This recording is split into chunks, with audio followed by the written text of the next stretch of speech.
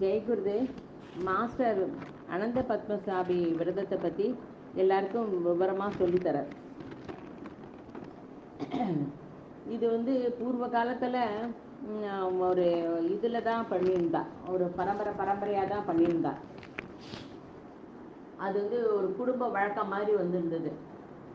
அதை அப்பா பண்ணுவா, அப்புறம் புள்ள பண்ணுவா. அப்படி மாதம் 2001 இதை எல்லாருமே பண்ணலாங்கிறதுக்கு விவரமாக எல்லாம் சொன்னார். அன்றைக்கி அந்த பிள்ளையார் விசர்ஜனை ஆனப்புறம் அந்த அனந்த பூஜனை பற்றி சொல்லியிருந்தார். மாஸ்டரோட அம்மா பேர் சக்குபாய், ஸ்ரீமதி சக்குபாய்.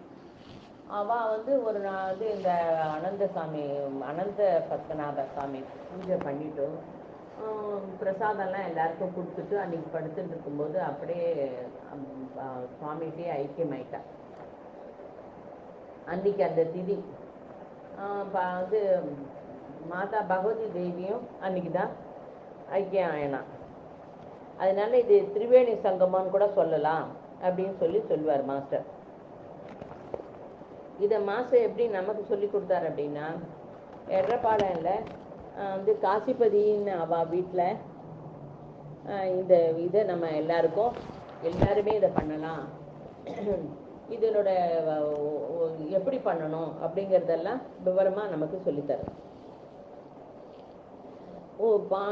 பாண்டவாள்லாம் வனவாசம் பண்ணிட்டு இருக்கான். வனவாசம் பண்ணிட்டா அவளுக்கு ரொம்ப கஷ்டமாக இருக்குது. இந்த கஷ்டத்துலேருந்து எப்படி வெளியில் வருது நான் திங்க் பண்ணிகிட்டே இருக்கான். அப்போ பகவான் கிருஷ்ணர் அந்த பக்கம் வரார். கிருஷ்ணன்கிட்ட கேட்டார், இது நாங்கள் ரொம்ப கஷ்டப்படுறோம், இதுலேருந்து மீண்டு வரத்துக்கு ஒரு உபாயம் சொல்லுங்கோ அப்படிங்கிறார்.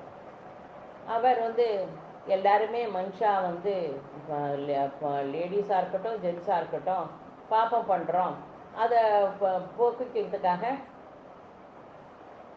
அனந்த விரதம் செய்யணும் அப்படின்னு சொல்கிறார். பாத்திரபத சுக்ல சதுர்தசி அன்னைக்கு இது வரும். இந்த விரதம் பண்ணுறதுனால ராஜ்யம், கீர்த்தி,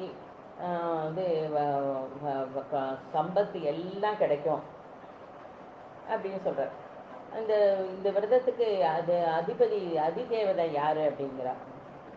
ருக்மிணி வல்லபா, இதை யார் அனந்தன் அப்படின்னு கேட்குறா. பாண்டுபுத்திரா, சூரியனால் ஏற்படுற ராத்திரி பகல் ருது கால எல்லாமே நான் தான், எவரோ அது நான் தான்.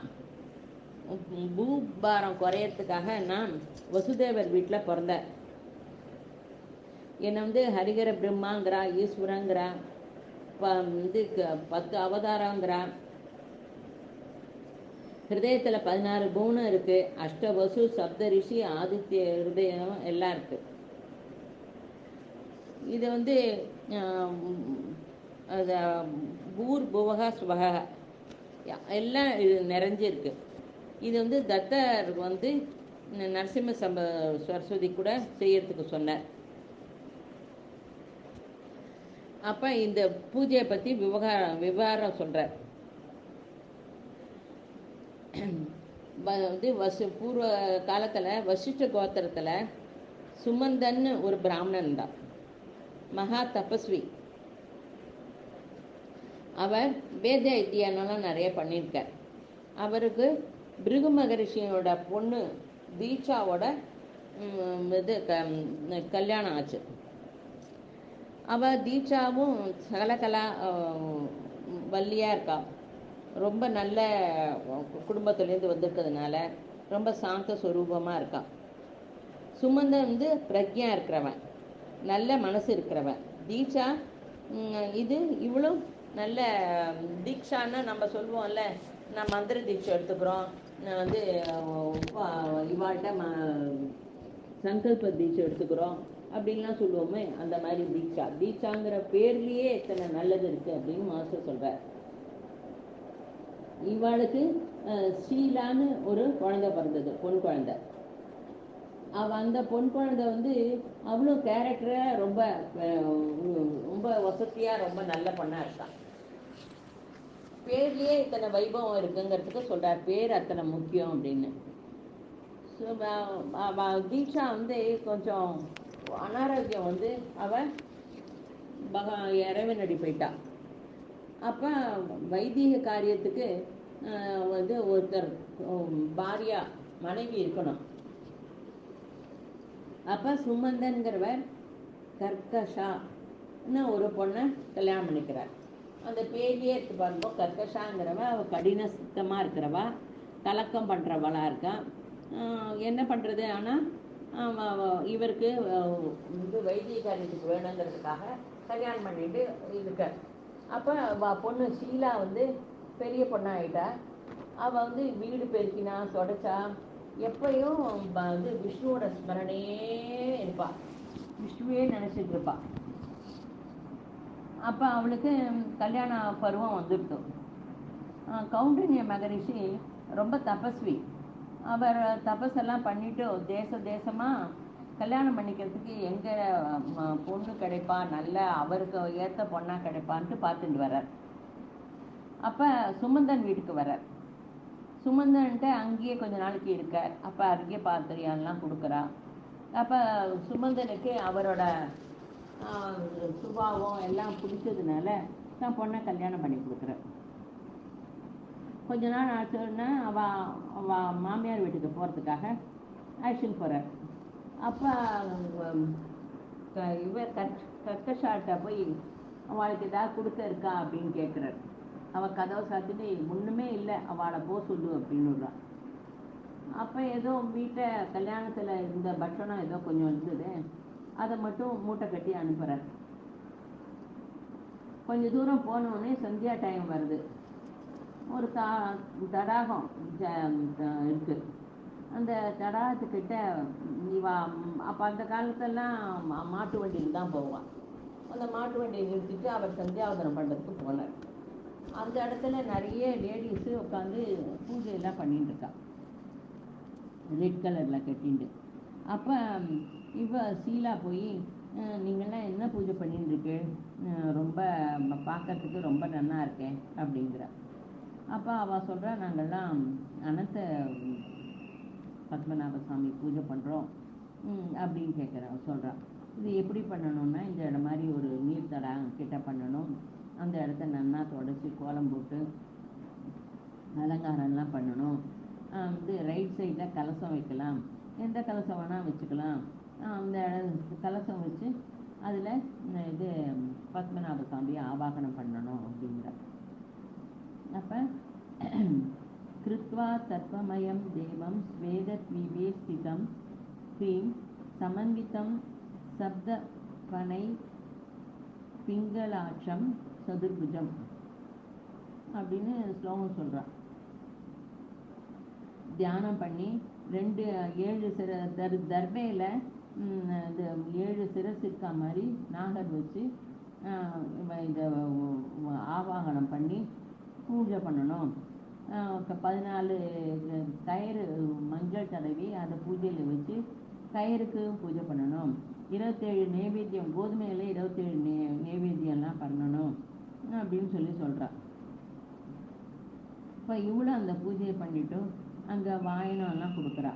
அப்போ அந்த இவள் எடுத்துன்னு போன அந்த கல்யாணம் இது இருக்கு, அதுவும் கொடுத்துட்டு ரொம்ப சந்தோஷமாக இவள் எந்த இடத்துக்கு போகணுமோ அங்கே போகிறா.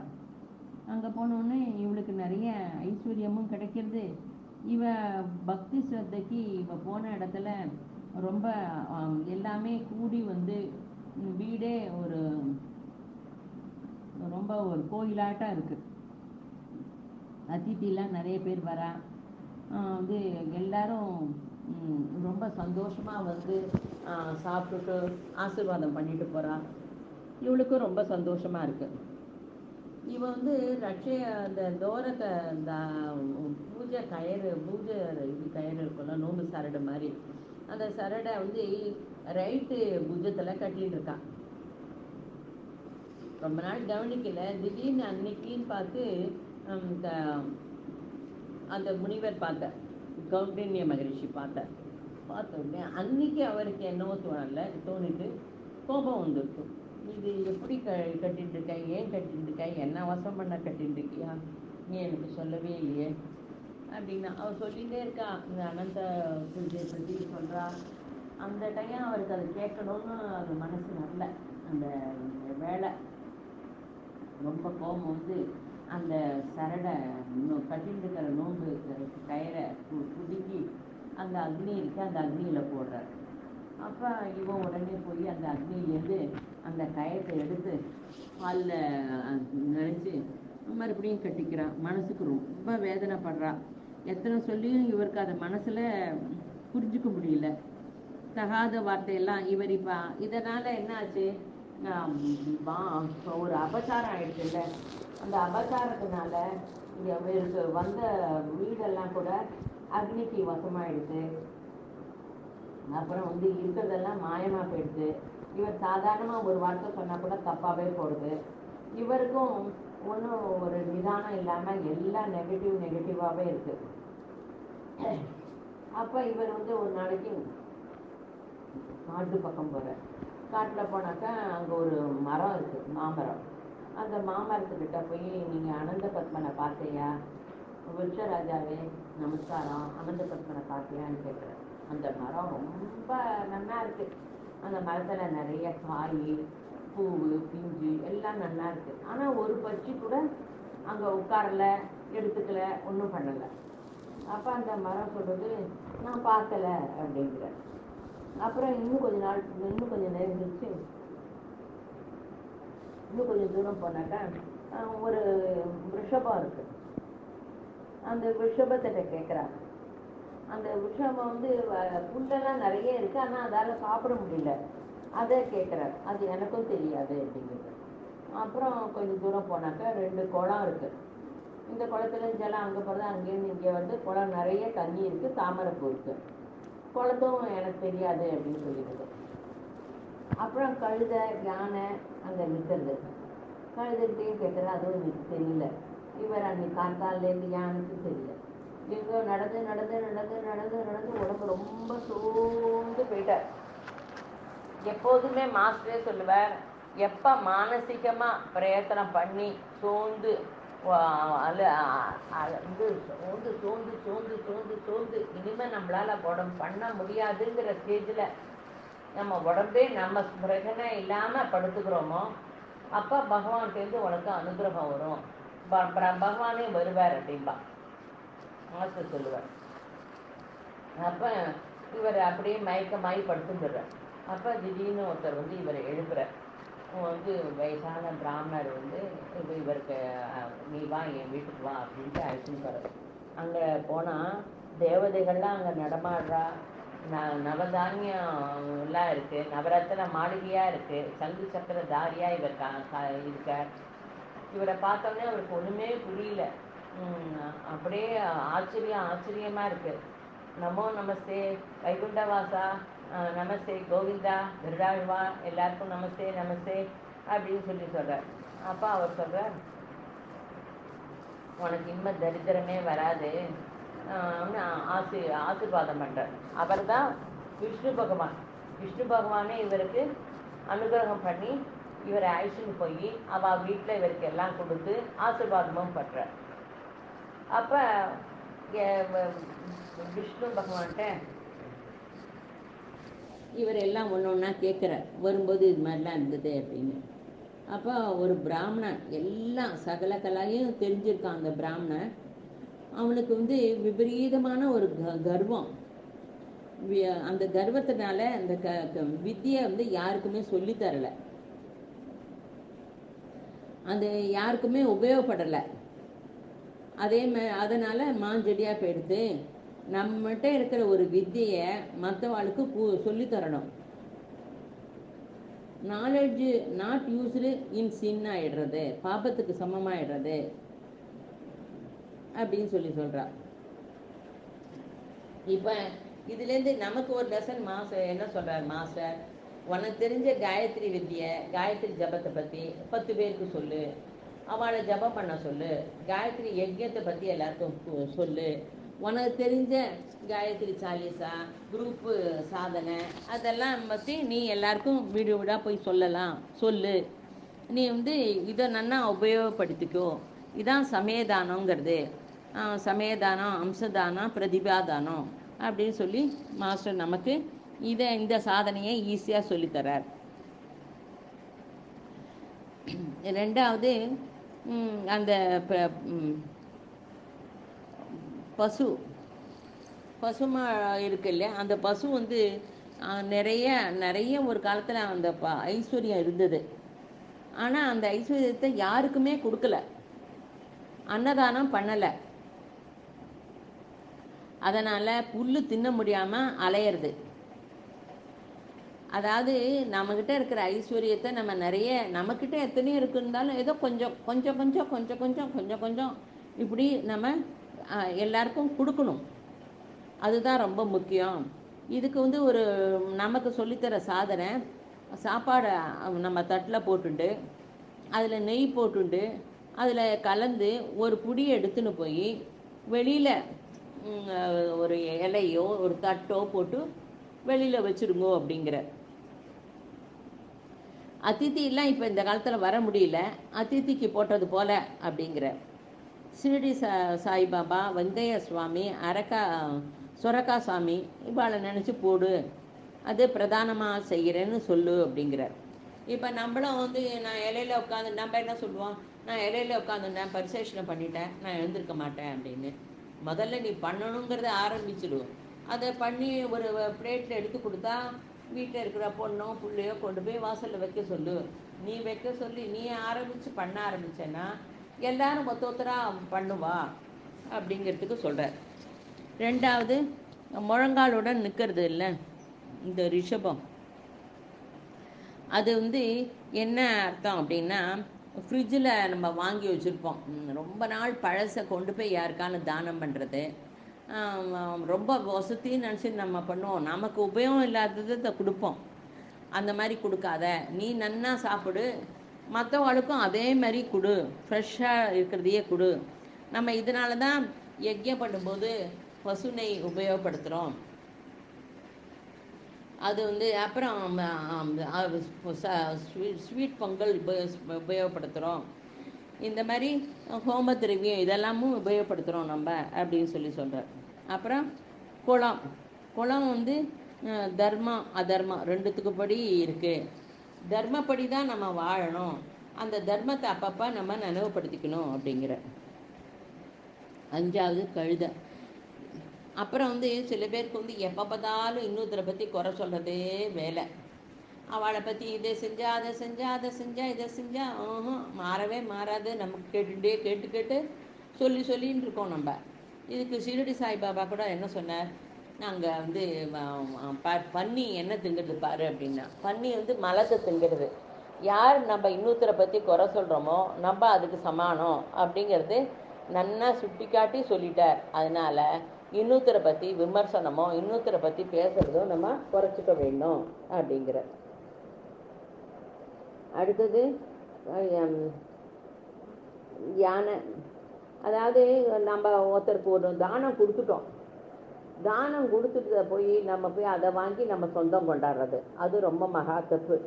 ஒருத்தருக்கு கொடுத்ததை நம்ம திருப்பி வாங்கி அதை நம்ம சொந்தம் கொண்டாடக்கூடாது, நம்ம உபயோகப்படுத்தக்கூடாது அப்படின்னு சொல்கிறார். அதாவது நான் உனக்கு தரிசனம் பண்ணின பிராமணன் நான் தான் அப்படின்னு சொன்னார். அப்போ கௌண்டன்ய மகரிஷி வந்து சாதனை பண்ணி நட்சத்திர மண்டலத்தில் ஸ்தானம் கிடைச்சிடுத்து, உனக்கு ஸ்தானம் தருவேன்னு சொன்னார். அதேமாதிரி ஸ்தானம் தந்துட்டார் அப்படிங்கிற. தர்மராஜருக்கு இதை நல்லா விவரமாக சொன்னார். இந்த பூஜை யார் பண்ணியிருக்கான்னா, அகஸ்தியர் பண்ணியிருக்கார், திலீபன், ஹரிச்சந்திரன், ஜனகர் எல்லாருமே இதை பண்ணியிருக்கா. இதை பண்ணி அஷ்ட ஐஸ்வர்யமும் அடைஞ்சு பரலோகத்துக்குள்ளேயும் நல்லபடியாக போய் சேர்ந்திருக்கா. இந்த பூஜையை பற்றி பவிஷ்யத் புராணத்தில் விவரமாக சொல்லியிருக்கு.